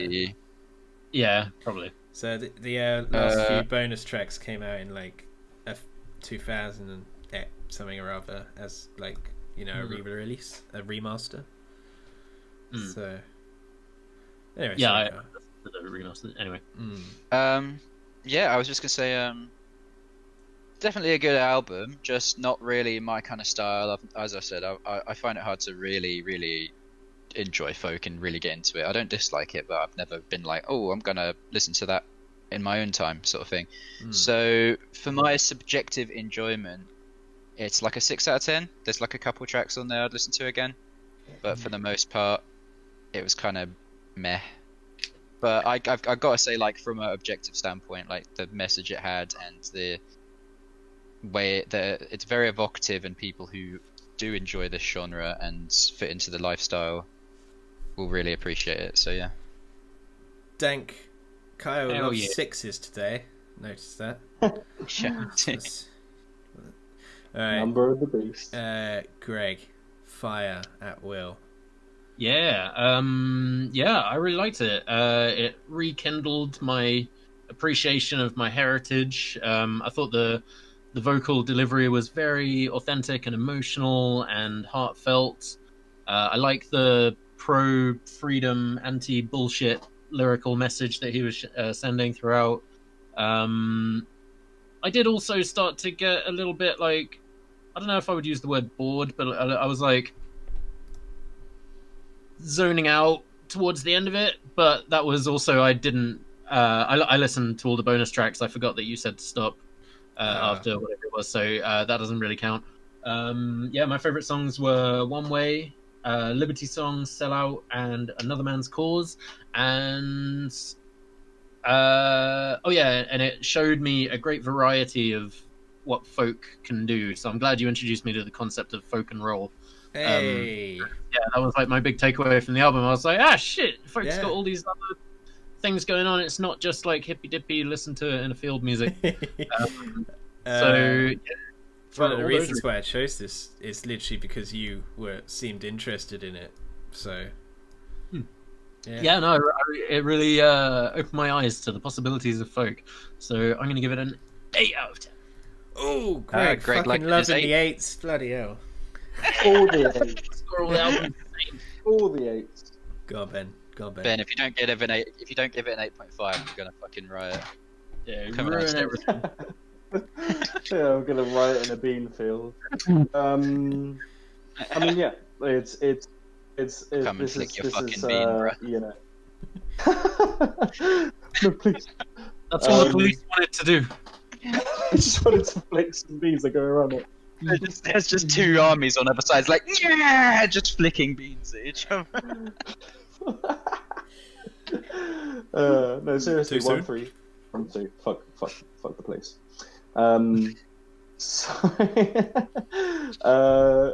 Yeah, this album was fucking. I loved it. A lot of it was due to the fact that I've been mulled like a fine wine and steeped in a lot of folk and kind of like pagan-y music for most of my life.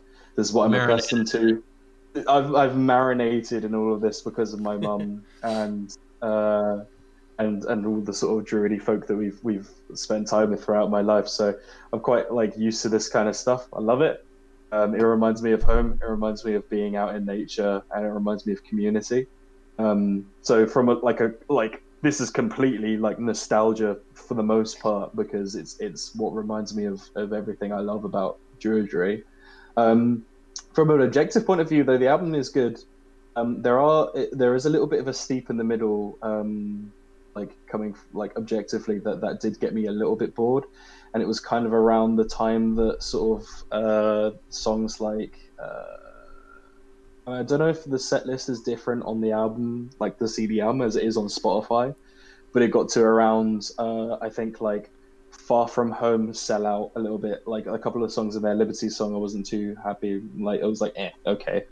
But the sort of like the beginning first 4 songs like really hit hard.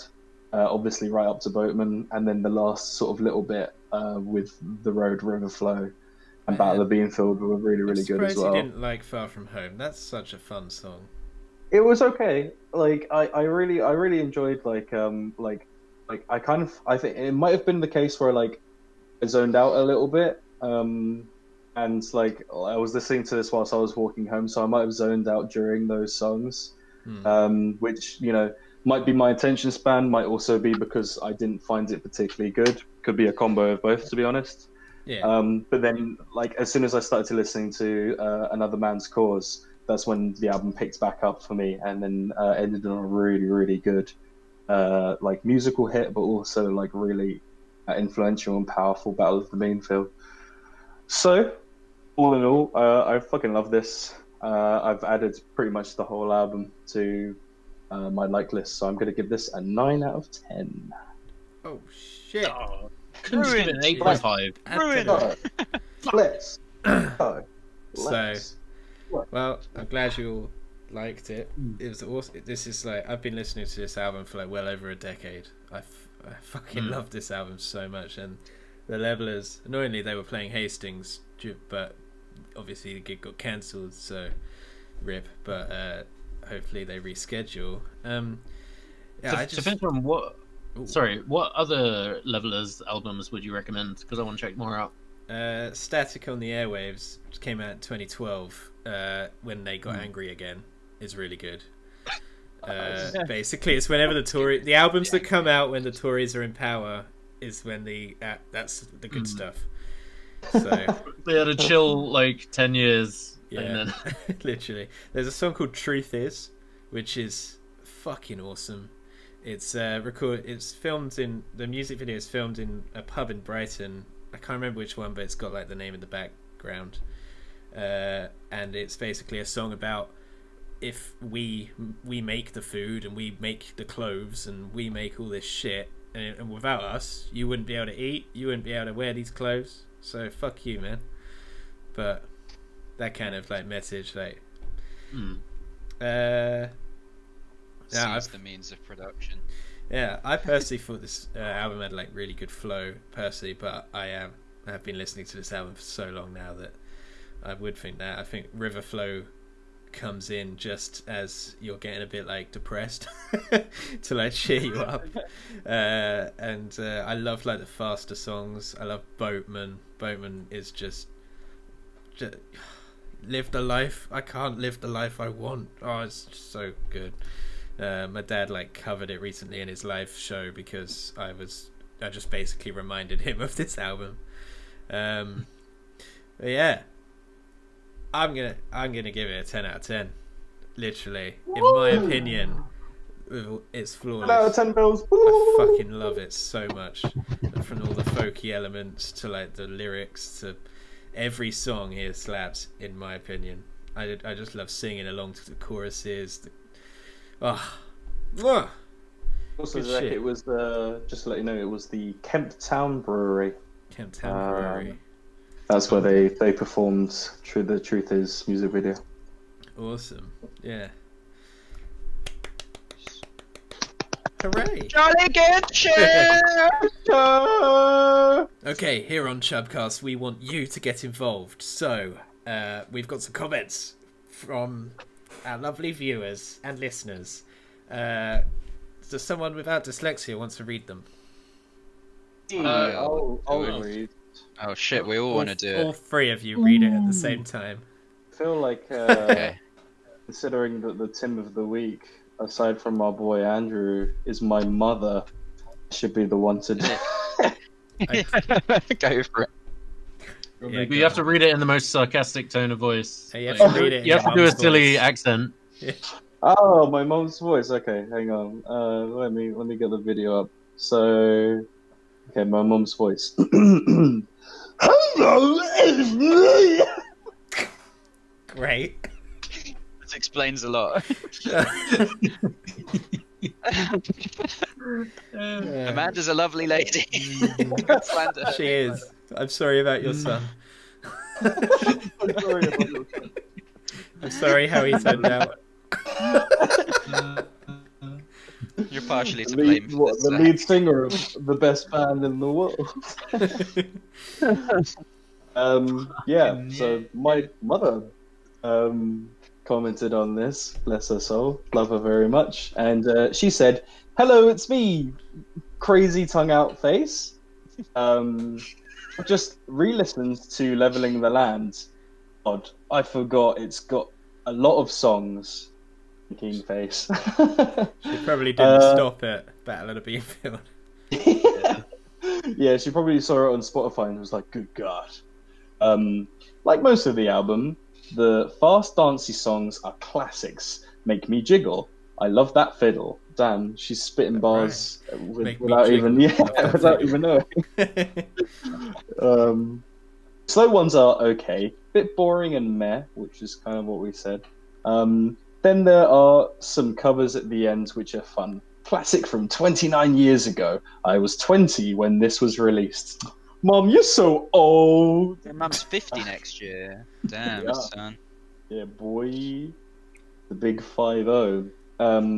Ben, I don't think I'd met your dad yet. Oh, wow. She didn't even meet my dad when this album came out, so that's how old it is. Hot damn. I was the period of getting drunk, going to gigs in London universities, hanging around with hairy hippies, losing my shoes, and walking around other dodgy bits of London at night. Ah, memories. It's an 8 out of 10. And my mum finished off. She didn't review the other album, but she finished off by saying, Austrian Death? Yeah, she did. She did. View the replies. She just left more comments. Oh, did she put in the replies? Yeah. I didn't see them. Okay, this is actually new. I didn't actually see the replies. She said, Austrian Death Machine. No. I want to just quickly say, Ben, if you are going to pee, turn your camera off. It's weird. Love, Mum. To which I replied, no! You did a pee on camera just before this. Oh, yeah, shit. Oh, I'm going to pee on camera whenever I like. I'm sorry, I don't know how to tell you this, Amanda, but your son is weird. It's all your fault. Next album, Austrian Death Machine, Total Brutal. Okay. Is it a concept album about Terminator 2? It's quite fun. The guy who sounds like Arnold is good. Is it death metal? It's like Napalm Death that Dad would make me listen to, and I thought it was brilliant. In brackets, hilarious. It's a bit samey after 10 songs.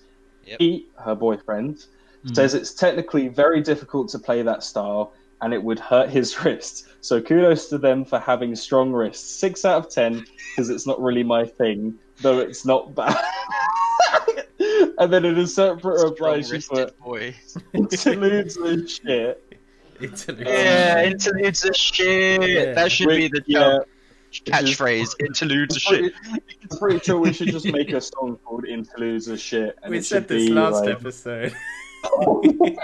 It has to be a thing now. Just the angriest reply. Put these in your album. We'll just put it's a 5-second song, and it's just one of us saying just play the fucking song. No, man, it should be an actual song. Yeah, just be an actual like 5-minute long song about being interludes being shit. Yeah. I might write that tonight. Then my mum was kind enough to review the single. She just said, "Tank by the Seatbelts. Oh, I like that. It's bloody good. Very big jazzy sound." And that's it. Nice. You're not wrong. Gift of the Gab, Freedom Form Flowing. Not my cup of tea. I had to listen to it 3 times. The last with lyrics. It's got some cool lyrics, but still a lot of. But still, I don't know if I can even say. Oh, it's got some cool lyrics, but still a lot of bitches and hoes. Shocked face, rolling eyes face, sad face, meh. Oh my! Oh, if she only knew last week's episode. Oh god! That's the most wholesome thing I've ever heard. Thank you. Definitely. Thank you so much. Please continue. Amanda, I'm gonna go ahead and award Amanda Tim of the Week for that. I think that's deserved. Amanda gets Tim of the Week. Yeah, that's so good. I wasn't expecting her to review stuff. Yeah, neither was I. That was so funny. Well, so I mean, Andrew our boy Andy Branch also commented too. Yeah. Oh, I prematurely awarded it. Kyle, do you want to take this one away? Or? Go for it. So he didn't really do reviews of this week's albums, but that's fine. He's talking about Benji Webb's album and Code Orange underneath. He says, "Fellas, hope all is well. Can we talk about how y'all didn't even touch on the ab-fucking-zerd lyrics in Benji Webb's Tonight? I nearly pissed myself when I listened to it, and when I transcribed a couple of these gems for you. You did mention it, read out any of the actual lyrics. We spoke about it towards the end of the podcast when we weren't talking about Benji Webb stuff anymore, but we did mention it. Yeah, it's a very silly song. He did us a solid, and he transcribed some lyrics for us. He says, here's the first thing I've got to know, that when you last fucked him, I've got to ask you, did you do a 69? I remember hearing that lyric at the time, like, what the fuck? And then there's a whole verse. He says, I'm sorry it's going down this way, but girl, I gotta get this right tonight. For us to start all over again, I've really got to know the truth tonight. I hear that he took you to a party, and after 3 or 4 keys, you were both in the toilet and you went down on your knees. Oh. The thing that's killing me is that every time I used to ask you, you'd say, go suck yourself. And that's what's fucking with me too. Spoken from experience, I guess.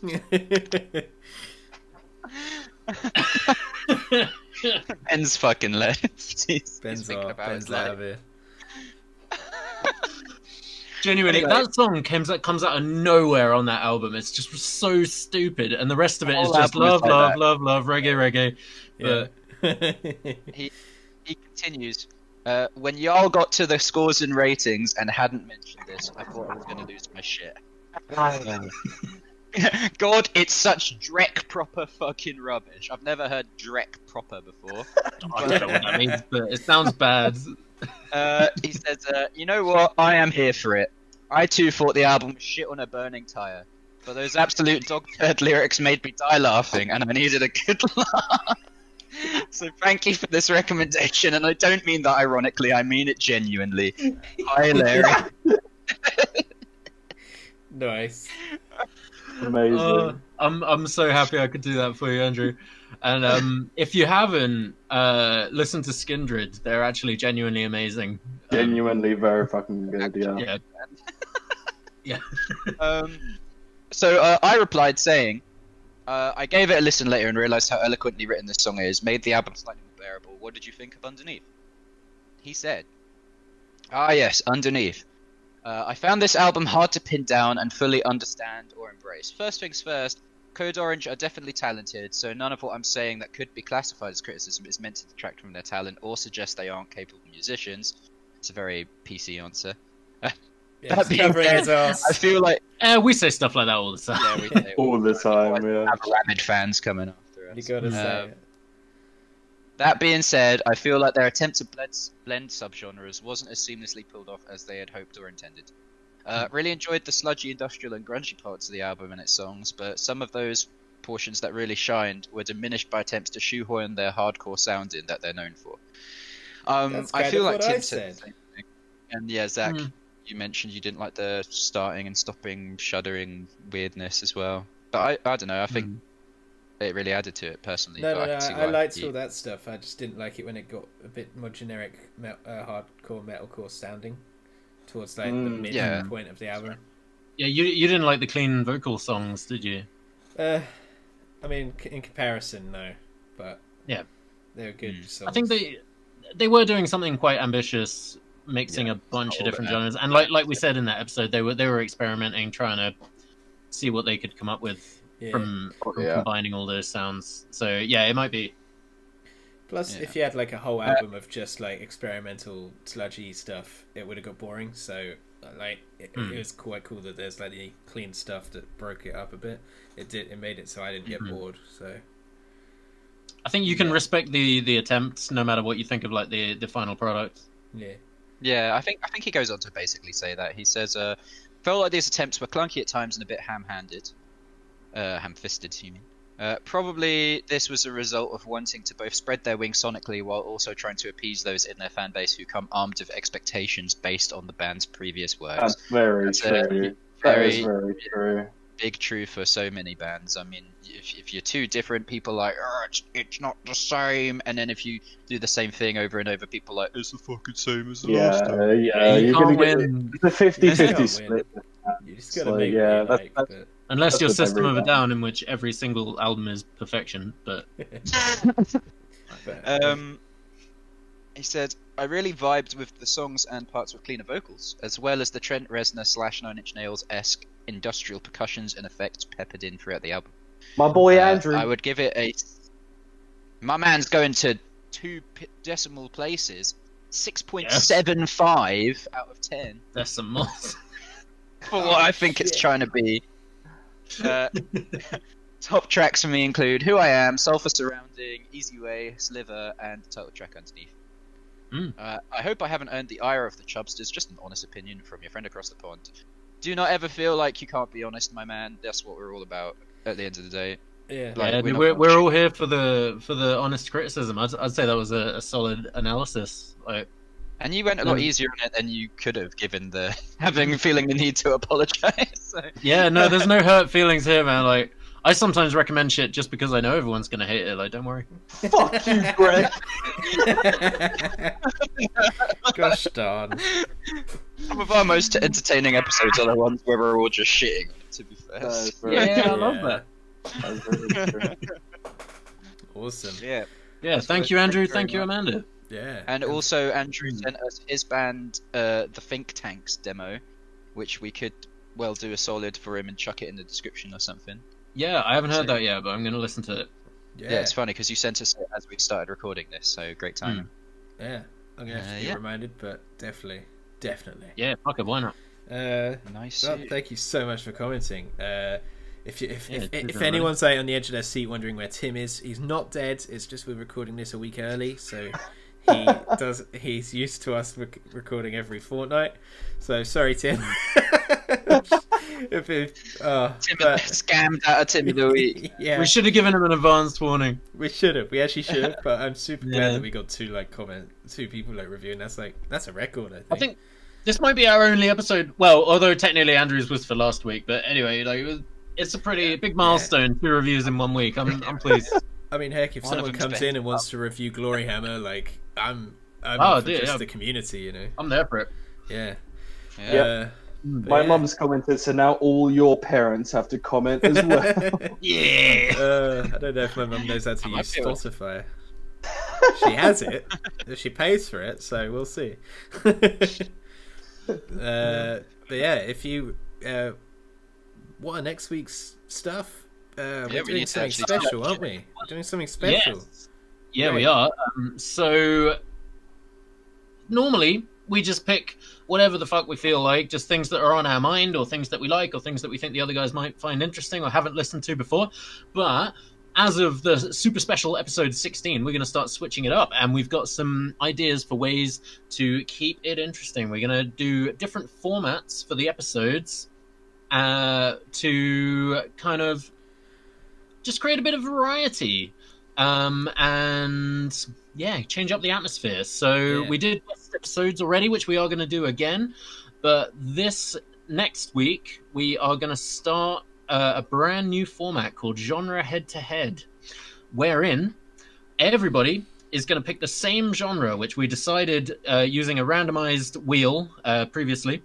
Yeah. And we're going to all pick bands from the same genre, kind of being a bit loose with the subgenre, like they can be loosely related, sort of the same thing, but kind of totally different as well. And yeah, hopefully create some interesting discussion around that. So, as we decided already, next week's albums are from Zach and Ben, I believe? Yep. Go ahead and tell us what they are. Well, they're prog, for a start, which is just, you know...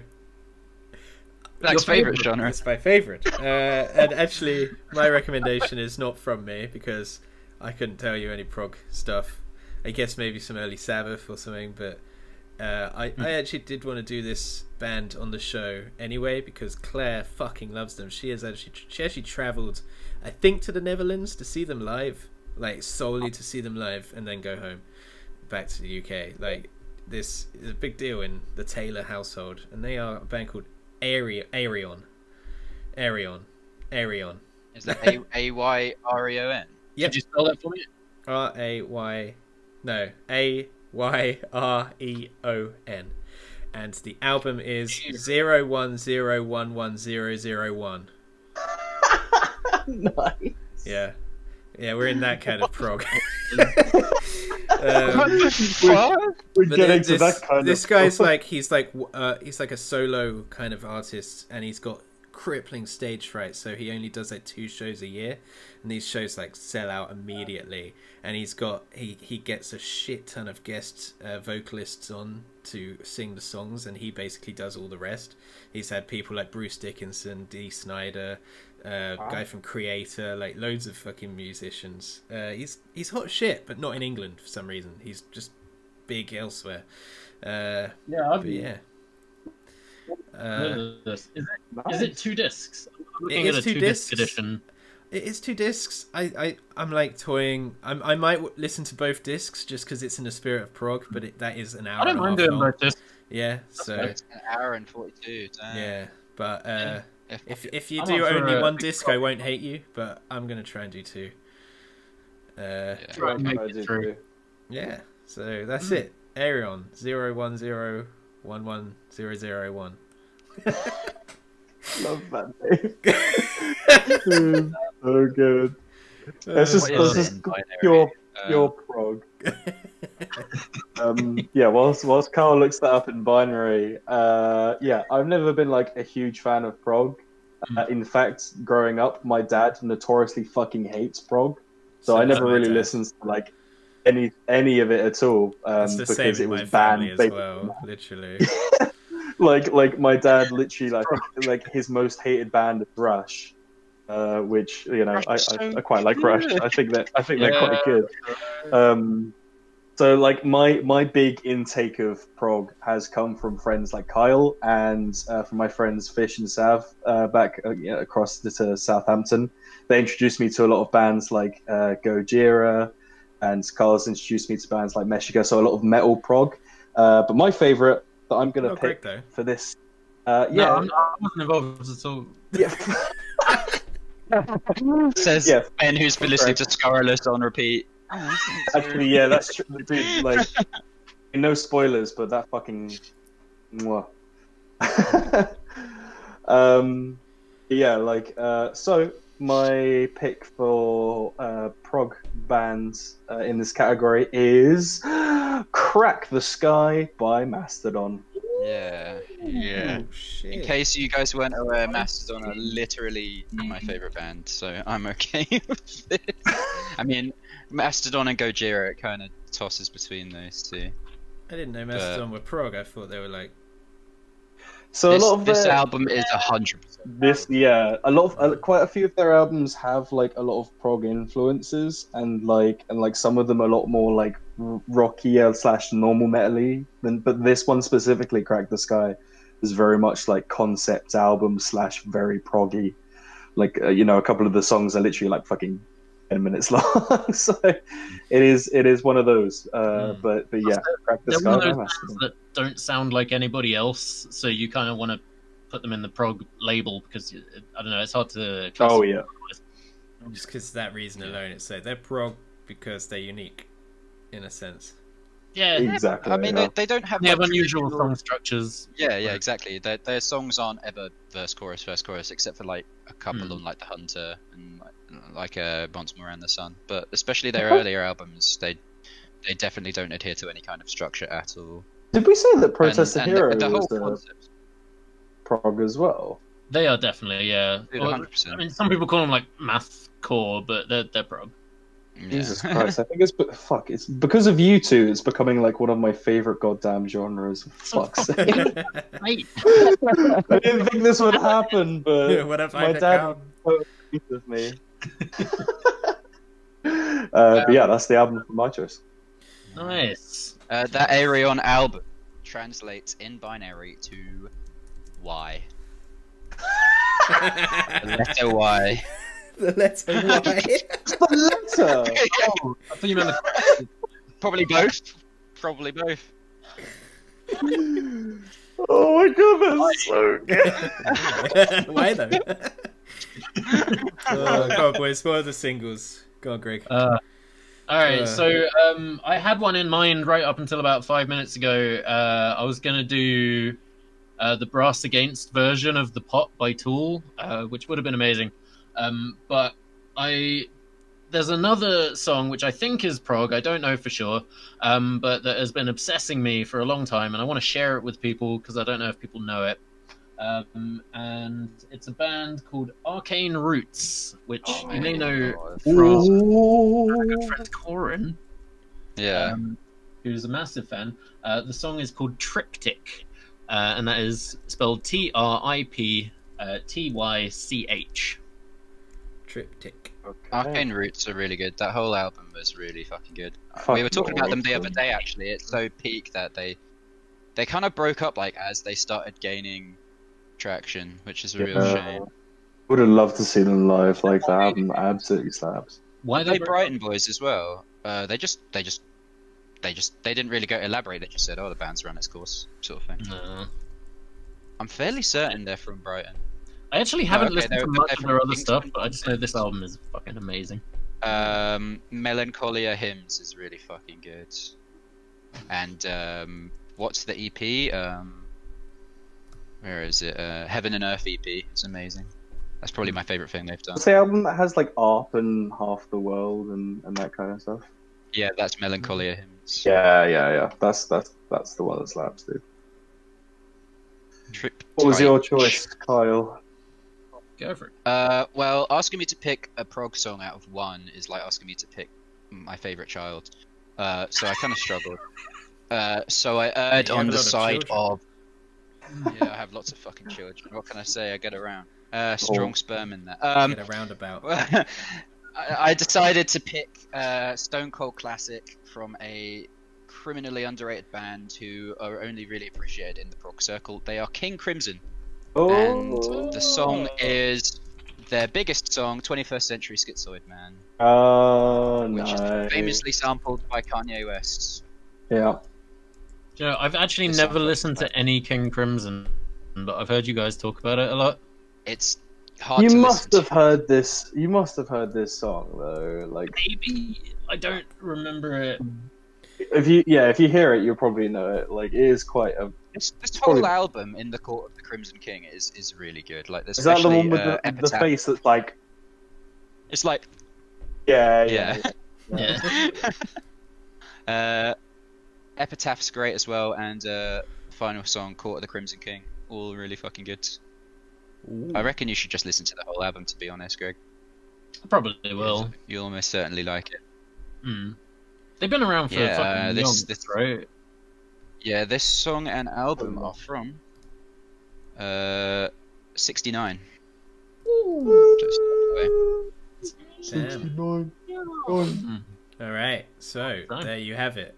Aerion 010110001, Mastodon, Crack the Sky, and the singles are Arcane Roots, Triptych, that's it, and King Crimson, 21st Century Schizoid Man. Did you say man? I read that. Yeah, okay, awesome. Yeah, they are it. You don't have to review them all. One of them will do. It would be amazing if you could. Send your reviews at chubtheband@gmail.com, or use the hashtag ChubView on our socials, which are linked below, or just comment on our YouTube channel. And I believe that's everything. So if this, like and subscribe, all that shit. Yeah, fuck yeah. Hit the bell, etc. Previous episodes, do all that shit. Yay! Send us money in the post. Yeah. Comment, you cunt. Subscribe to my Only Man.